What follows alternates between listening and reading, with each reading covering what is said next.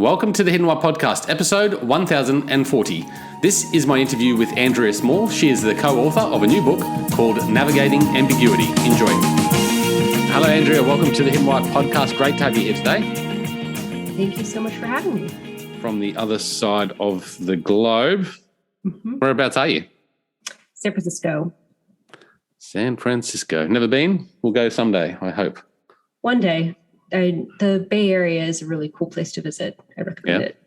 Mm-hmm. Yeah, nice. And one day I'll get to Australia. List.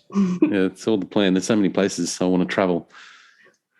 But, right, yes. Once at a time. And the last 2 years have certainly put that on hold for not only myself, a lot of people, obviously. So I'm looking at an expired passport, and it's really sad. Yeah. Especially if you love to travel. Well, look, congratulations, first of all. You've co-authored a book here with Kelly. I can't pronounce her surname. Schmoody. What an interesting surname. Kelly Schmoody. Schmoody. That's cool. And Andrea Small. So you guys have written the book Navigating Ambiguity. Is that how you pronounce ambiguity or ambiguity? Oh, I never thought about that. I guess I say ambiguity. Ambiguity. Yeah, I had this conversation with my wife once I got your book, and the more we thought about it, the more we couldn't actually say it. Right, so that's how it goes. It's an interesting word. What made you guys write this book? Tell us about it. There was a bit of a journey to writing the book and collaborating together. I've been working on the topic of ambiguity in creativity and design for about 7 years. Yep. When I first started teaching at the D.school, we were thrown into a lot of ambiguity right off the bat. And as a teaching fellow, the first thing we did, my cohort and I, was to kind of turn a mirror on the D.school and start to examine how ambiguity was being used as a creative device and how people either thrived or didn't thrive in all of the ambiguity within design, within creativity, within creative problem solving. So in the course of the fellowship, we started to put together these zine type things. So several quote unquote drafts of the book later that were just kind of printer copied and stapled together. I thought it was done. I never thought it would be to the level that it is. And then in 2019, I joined forces with Kelly, who had been teaching Navigating Ambiguity in the D.school and developing all sorts of new curriculum. So she and I partnered in 2019, and that is what you see today. Wow. Work in progress. Mm-hmm. How's the book launch going? Well received? Really well. So far, so good. Yeah. I think they told me it was going to be anticlimactic, particularly because I've been working on it for so long. You kind of wish that there's going to be, fireworks and, it's all a big party and then everything, launches off. But it's very slow and quiet. While the books are doing really well, the series, it sounds like, is doing really well, and we're really super proud of it. Yeah, no, it's great work to be able to write something, and I've started reading and I haven't finished it yet. And it's a quick read. It is a quick read. I sort of opened it up and I was like, I can delve right into this. It wasn't like some books I get and I look at it and I go, geez, that's going to be tough. Yes. Yours was very inviting. It's one of my favorite features of this book in particular. It's a 2 to 3.5 hour read or listen. There's lots of beautiful pictures. And it is one of those books that you could kind of pick up and read a few pages and put down. It's certainly not a tome. We definitely did not want that for a book about ambiguity. No. What, I was going to ask you, who did the illustrations? The illustrations are done by an artist named Reina Takahashi, who's also from the Bay Area. Oh. She's a paper craft artist. So all of the art that you see in the book is actually done with just white paper. So from the onset, we had this idea, because of the, metaphor of ambiguity being a blank piece of paper. There's so much that you could do with it, and it could be so daunting, and you need a lot of courage to kind of dive in and start something. Reina took that prompt of just using white paper and playing with light and shadows and just ran with it. So everything that you see is these handmade paper illustrations. All of the textures, all of that is all real paper. That's amazing, huh? Yep. Wow. And then the pen art is Kelly and I. We both draw. So some of the little drawings are either me or her. Okay, that's cool. And what does this word mean? Ambiguity. What does an ambiguity mean? Technically, it means to act and holding two things in parallel. So multiple meanings for one thing. There isn't one, it's not black or white. There isn't one answer. I think one of the ways that I best describe ambiguity is kind of comparing it to uncertainty. That's what I think of. Yep. Mm-hmm. But it's not quite uncertainty, is it? That's right. Yeah. Uncertainty implies that there is something to be certain about. And that means, we're waiting for an answer. Is it a yes or a no? Is this thing going to happen or not? And ambiguity is more of a layer of meaning that we apply to objects, things, situations, people. It's our interpretation. Right. Yeah. So if we look at ambiguity, how do we look at it? Do we look at it from the idea that there is uncertainty, there is a lot of unknowns in life or the world, or even the task that we're working on? Mm-hmm. So we're in the book, we're encouraging people to look at ambiguity as possibility. We're certainly not cheerleaders for ambiguity. We're not, trying to say, yes, a ton of ambiguity is great all of the time. I think we all learned internationally in the past few years that too much uncertainty is not a good thing. And also having kind of this base layer of existential dread that we're trying to live our lives on top of, it really affects our ability to navigate ambiguity within our work. So we're encouraging people to kind of look at it as something that's not good or bad, but that it contains possibility. Okay. Why do we struggle with ambiguity? Well, it's our natural human evolution that makes us struggle with ambiguity. Are you familiar with the lizard brain? A little bit, but please explain it. It's always nice to hear it from different perspectives.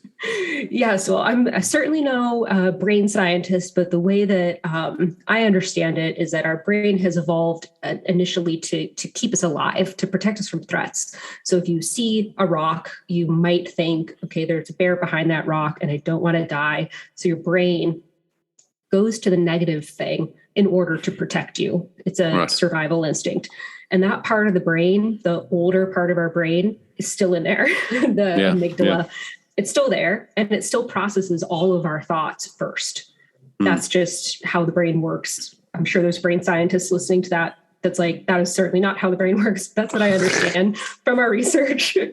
And then we have the prefrontal cortex, or the rest of the brain, that the mammal part of the brain, or the newer brain, that we can then use for processing emotion and layering meaning and thinking more deeply about something than just that natural instinctive. Yeah. Yep. But ambiguity, your brain doesn't decipher, oh, this is an interesting possibility versus I'm going to, get bit by a snake or something.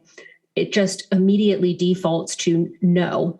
Our brain much prefers to have certainty, even if that certainty is bad. Even if we know something is going to be bad, we'd rather know than not know. It's more stressful to not know. And that's simply human evolution. So when we're asking people to be good at navigating ambiguity, especially in the classroom, we're asking people to override their natural instincts, essentially. So we have this, animal instinct to see things negatively, and then to try and counter that, we want certainty over uncertainty. Yeah, we have a predisposition to want one thing, to want an answer, to just want something to be known. And that is natural. So then when you encounter something that's incredibly messy in business, in school, in design, in any kind of creative practice, really anywhere, it could be really difficult to want to stay in that place, to kind of stew in the uncertainty. it can be really hard. And it just, like I said, the brain doesn't really decipher what kind of ambiguity it is. If you have a lot of stuff going on in your life, there's a lot of uncertainty, that might mean that you're going to be a little bit less into that ambiguity in the workplace. So everything is kind of affects how you handle that, or how you handle unknowns. Yeah, I'm curious, in the podcasting that you've done, like what unknowns, there has to be a lot of unknowns, especially when you talk to people you never really know. Yeah. What you're going to get. So you're entering ambiguity every time you talk to somebody. Yeah, I guess, and you create tools, don't you, to live with this uncertainty in life. Mm-hmm. And I guess, podcasting is an example. I guess I go into conversations not knowing the person I'm speaking to, and sometimes not knowing exactly what we're talking about. Mm-hmm. But having an open and curious mind helps me sort of just navigate through that, sort of journey. Yes, and I guess that openness. Oh, sorry. I was just going to say, and I guess those, sort of tools would be useful in any situation when there's unknowns. Right. Those sort of tools are useful for encountering people in any context as well. In human-centered design, we're asking people to kind of go out and to learn about other people, and to not assume that you have all the answers, and to collaborate. And every time you engage with other humans, you open yourself up to uncertainty, for sure. So the tools that you have to navigate that, and to, keep your curiosity up, to make you interested in what somebody else has to say, or what else you could find out there, you must have a very high ambiguity tolerance. Yeah. Would you have an example of a situation or contextual situation whereby a lot of people would probably look at it as very uncertain and frightening, and then how we tackle that with, a different sort of mindset? For sure. I recently learned, I think it might be Waze or Zoox with the self-driving cars. I live in San Francisco, so I'm looking out my window at this busy intersection, and there's autonomous car after autonomous car going by because they're learning here. And a grad school colleague of mine was talking about a project she's working on, and there's so much uncertainty when it comes to our autonomous future and having robots, going up and down the streets. They started to hire philosophers to really think about the cultural implications of how mobility is going to change over time. So there are huge moments of ambiguity like that. There, how the laws are changing, how the technology is changing, how people are changing, movement is changing, cities. There's all sorts of legal and political implications. That's, there's a ton of ambiguity there, but there's also ambiguity in, a hiring process. You're interviewing someone or you're onboarding them, and you want to set up a relationship to be good, for a person that you're hiring to your team. So that kind of like what Ashish says in his book about courage, there is big ambiguity, kind of that epic ambiguity, and daily ambiguity. Yeah. It's not all jumping out of a plane. Yeah. I won't do that again either. Oh, I could never. I've done it 3 times, and the last time I crash landed. Ooh, that's too much uncertainty. Yeah. Wait, did the parachute not open? I'm curious. No, we just dropped suddenly. I must have hit an air pocket or something, and we dropped to the ground. And luckily I wasn't injured. Oh wow! Got rushed to hospital, so that was exciting. But I actually enjoy the uncertainty, and I don't know why that is. Something to do with the upbringing or something like that.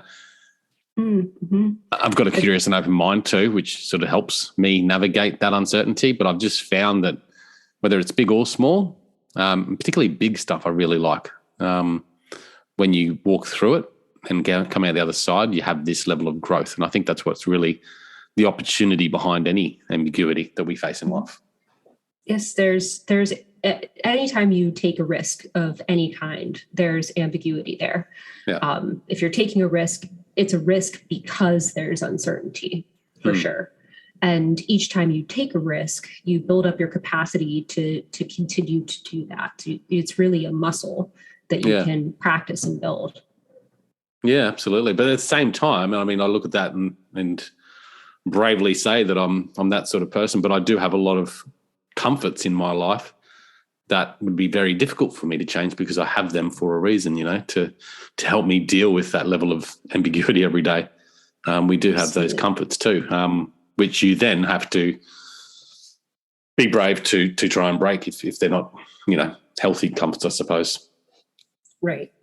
And it is so different for every single individual. The way that you handle uncertainty and the unknown and ambiguity has everything to do with your context, with, your life and your history and your current situation and everything that surrounds you.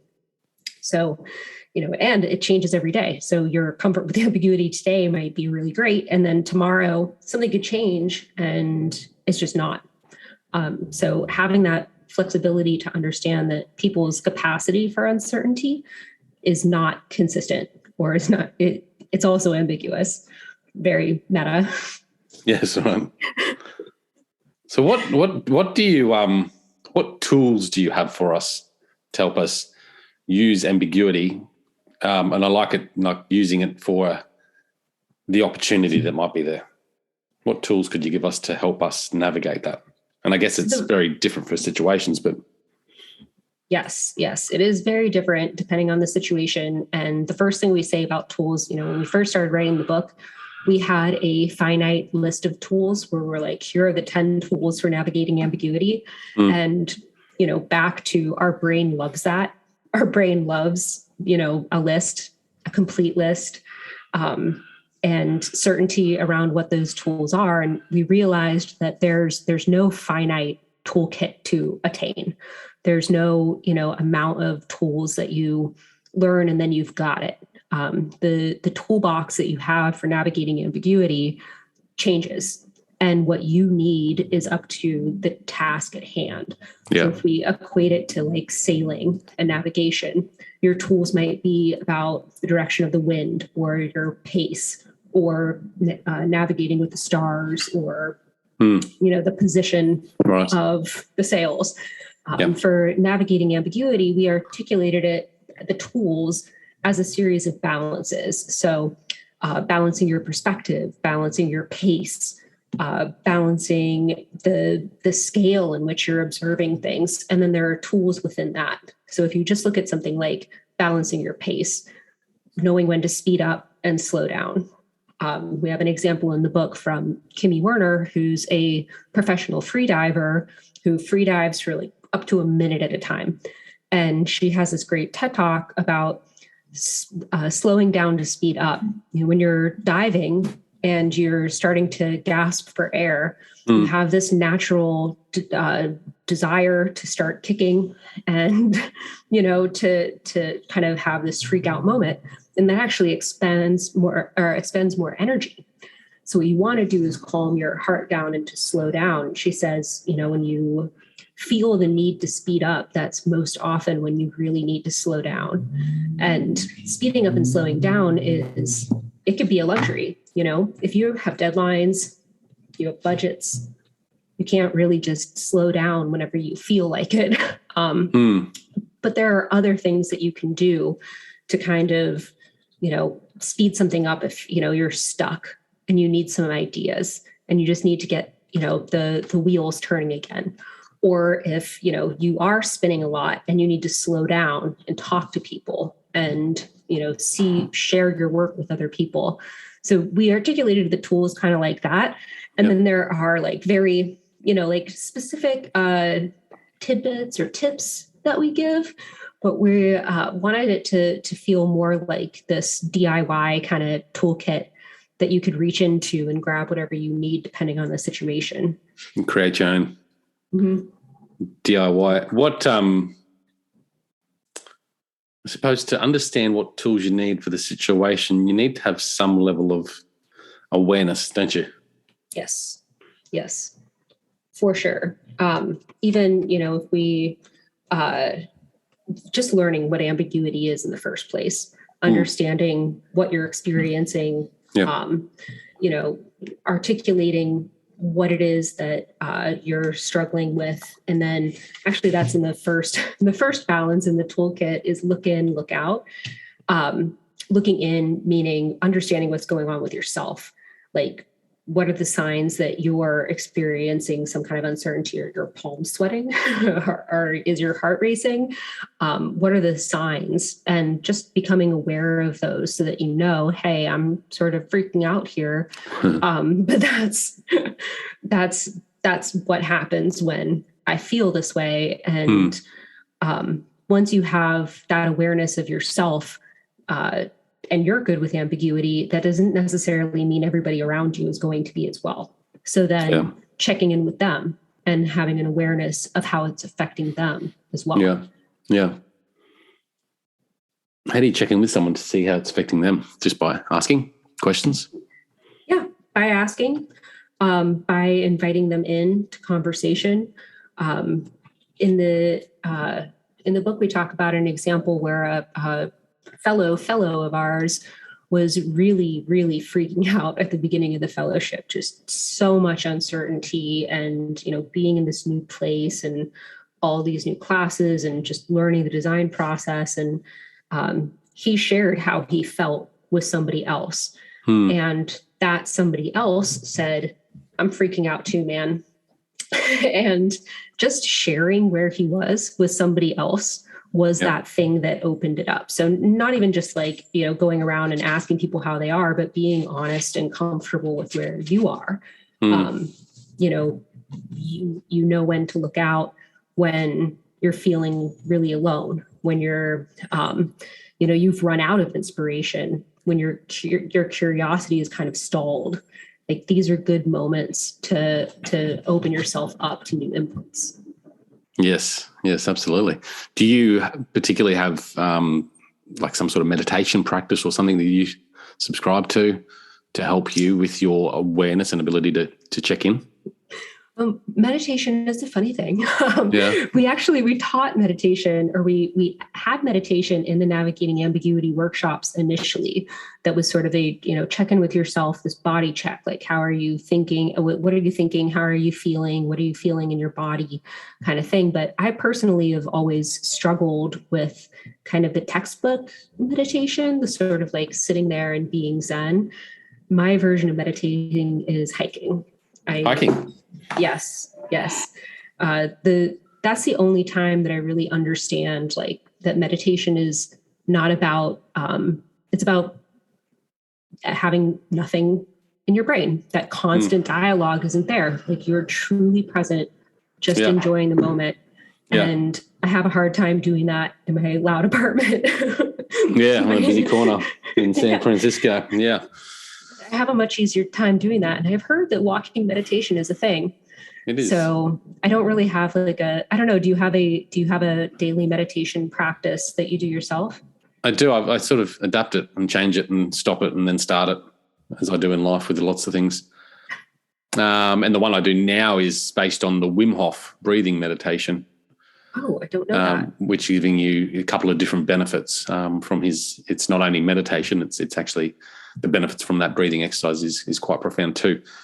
But look, in saying that, the walking meditation through nature, like walking out through nature, is so good for your self-awareness and focus and energy and many other things. There's so much wonderful benefits that can come from that. And it's because we stopped walking outside in nature and stayed indoors that many of our good senses have faded away, like eyesight, for example. Completely agree. I mean, sitting inside, staring at screens all day, it is a lot of information, but you're not getting the complexity of the real world that you really need to keep your brain sharp, I think. No, you're right. And that's what we mostly do these days, and that's what we'll do more of probably. But realistically, technology should become that better, that we don't actually have to be on it and we can actually be away from it more. I agree. I work at Samsung Research America, which is the advanced R&D innovation lab in San Francisco or the Bay Area. It's in Mountain View for Samsung, and we look at a lot of advanced technology, and the metaverse is one of those things. And so we're facing challenges or new technologies that are really asking us to put ourselves even more into a digital environment, to put more of our lives there, to make it more detached from reality. There's a lot of interesting challenges to think about there. Absolutely. More to come. Oh, yeah. Look, you got the book here available on Amazon at the moment, isn't it? It is. It's available on Amazon. It's available through Audible, and it's available through your local independent booksellers, which I encourage you to check out. And how can people connect with yourself, Andrea, or maybe even Kelly? Yes, they can connect with either of us through the D.school. I think Kelly's email is, k.schmoody@dschool.stanford.edu, and I'm Andrea at dschool.stanford.edu. I also have a website, andreasmall.com, and Kelly has a website for her business. She's an entrepreneur and founder. Her business is called Perfect Fit, and it's creating inserts for ballet shoes. So you could find her there as well. Yeah. Oh, cool. There you go. I've got the website here. There we are, Andrea Small. So I'll stick the link in there in the show notes for the book as well. This is episode 1040, I think, Andrea. Wow. That's amazing. So we keep going. But thank you. It's people like you that I get the opportunity to speak with every week, which is fantastic. And the audience listening out there too benefit from it as well. So thank you for coming on and sharing. Thank you for having me, and thank you for keeping curiosity going. Keep it going. All right. Well, guys, connect with Andrea. Thank you for coming on the show, and all the links in the show notes. Until next time, peace, passion, and purpose. See you soon. Thanks, guys, for listening to this episode. I hope you enjoyed what you heard. I hope you love what you're hearing. If you like this episode, guys, or any of the episodes that you're listening to here at The Hidden Why, please do me a favor by sharing it. You can share it with your families. You can share it with your loved ones. You can do that by using your favorite social media channels, using the icons on the platform that you're listening to The Hidden Why podcast. Also, guys, if you're a fan of the show, please connect with me. Connect with me at thehiddenwhy.com. I love to hear from you. I love to converse with the people that listen to this show to find out what they enjoy, what they don't enjoy, and perhaps if they have any questions or feedback for the show as well. You can stay up to date with all that I'm releasing here, guys. I do a solo show every Monday, a 3-minute thought every Thursday. I do 2 interviews a week on a Wednesday and a Saturday, and a book review every Friday. You can stay up to date with all that by subscribing to my newsletter at thehiddenwhy.com. Just enter your email address there, and also subscribing to the podcast on the platform that you choose to listen to your podcasts. You can also support the show, guys, by using the Amazon links at thehiddenwhy.com. So if you like books, you can get all the books that I review there, and anything else really that you like to purchase through Amazon. So use that link, it helps support the show. And we've also got a deal with Audible, guys. Audible is a fantastic way to listen to all your favorite books. We've got a deal with them so you can get 2 free books when you subscribe subscribe to a 30-day free trial. So check that out again at thehiddenwhy.com. Guys, that's it from me. You know what to do. Go out there, breathe more passion into every single moment. Do everything with greater purpose, and in doing so you will discover your hidden why. This is The Hidden Why. My name is Lee Martinuzzi. Until next time, peace, passion, and purpose. See you soon.